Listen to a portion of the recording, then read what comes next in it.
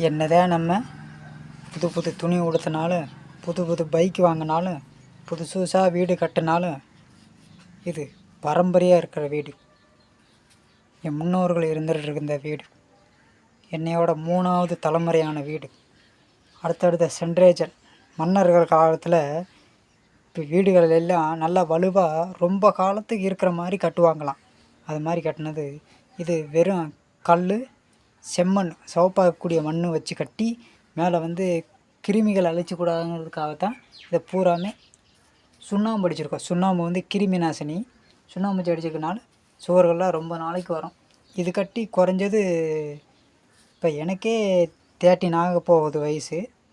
இதுக்கு முன்னாடி எங்கள் அப்பா இருந்தது, அவங்க அப்பா கட்டினது. அவங்க அப்பாவுக்கு இப்போ ரீசெண்டாகி டெத் ஆகி 2 வருஷம் ஆகுது. இருந்தாலும் எங்கள் அப்பாவுக்கு 50 வயதுக்கு மேலே ஆகியிருக்குது. இப்போ எனக்கே அடுத்தடுத்து வயசு கூடிக்கிட்டு இருக்க போகுது.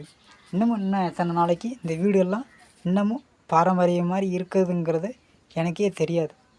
இது எங்களுடைய ஹிஸ்ட்ரி. என்னுடைய அப்பாவோட அப்பா வீடு கட்டினது. இந்த கதவு அதே மாதிரி தான். இது கதை வச்சுருக்கிற ஓரத்தில் கதவுக்கு வச்சுருக்கிற இந்த தூணும் இதே மாதிரி தான். சுற்றியுமே 2 வீடு. இது ஒரு வீடு, பக்கத்தில் ஒரு வீடு இருக்குது. 2மே பூர்வீகத்து வீடு. இன்னும் வலுவாக இருக்குது.